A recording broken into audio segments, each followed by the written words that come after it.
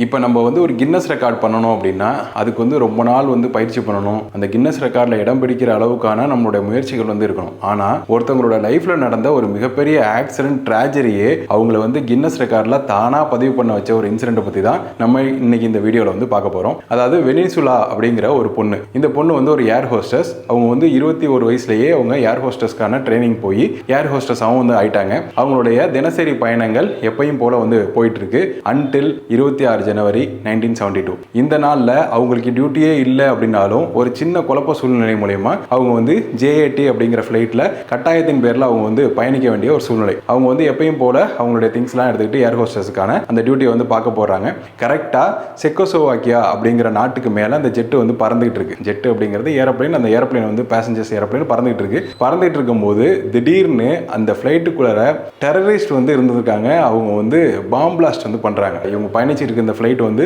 கிட்டத்தட்ட ஒரு 3-4 துண்டுகளாக உடஞ்சி செதறி வானத்திலேருந்து கீழே விழுவுது. கிட்டத்தட்ட 33,333 அடியிலேருந்து உடஞ்சி கீழே விழுவுற ஃப்ளைட்டில் இவங்க வந்து பின்னாடி வால் பகுதியில் வந்து இருந்திருக்காங்க. இவங்க வந்து ஏதோ உணவு பண்டங்களை எடுத்து பேசஞ்சர்ஸுக்கு கொடுக்கறதுக்காக அங்கே வந்து போயிருக்காங்க. அப்போ வந்து அவங்க அந்த வால் பகுதியில் வந்து மாட்டிக்கிறாங்க. அந்த பாம் வெடிச்சதில் எல்லா பயணிகளுமே வந்து இந்த விமானத்திலேருந்து தூக்கி எறியப்படுறாங்க. ஆனால் இவங்க மட்டும் அந்த வால் பகுதியில் இருந்ததுனால உள்ளரையே வந்து அரெஸ்ட் ஆகி அந்த வால் பகுதியோட அப்படியே வந்து ஒரு பெரிய மலை பிரதேசத்தில் கீழே வந்து விழுவுறாங்க. அவங்களுக்கு தலை வந்து அடிபட்டு மண்டவோடு வந்து உடையுது. அதே மாதிரி கால் உடைஞ்சிருக்கு. இடுப்புக்கு கீழே செயலிழந்து போறாங்க. அந்த நேரத்தில் இவங்களை வந்து அந்த இடத்துல ரெஸ்கியூ பண்ண வந்த ப்ரூட்டோ அப்படிங்கிற ஒரு 2ஆம் உலகப் போரில் டாக்டரா பணிபுரிஞ்சவர் இவங்களை வந்து உயிரை வந்து சேவ் பண்ணி வச்சிருக்காரு ஒரு 2 நாளைக்கு. அதுக்கப்புறம் இவங்க வந்து மருத்துவமனையில் சேர்க்கப்படுறாங்க. இதுக்கப்புறம் ஒரு 10 மாத காலம் இவங்களுக்கு வந்து தொடர்ச்சியான சிகிச்சை, பல அறுவை சிகிச்சை எல்லாமே வந்து பண்றாங்க.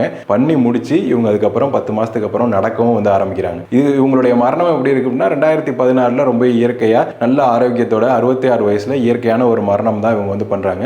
ஆனாலும் இவங்களுடைய லைஃப்ல நடந்த இந்த ஒரு இன்சிடென்ட் வந்து மையமா வச்சு கின்னஸ் ரெக்கார்ட்ல என்ன சேர்க்கிறாங்க அப்படின்னா பாராசூட்டே இல்லாம 33,000 அடிக்கு மேல பறந்து கீழே விழுந்து உயிர் பொழைத்த ஒரு நபர் அப்படிங்கிற மாதிரி கின்னஸ் வந்து இவங்களுடைய பேரை அதுல வந்து ஆட் பண்ணிக்குது. எப்படி வந்து லைஃப்ல நடந்த ஒரு ட்ராஜடி வந்து ரெக்கார்டா வந்து கிரியேட் ஆகுது அப்படிங்கிறத பாருங்க.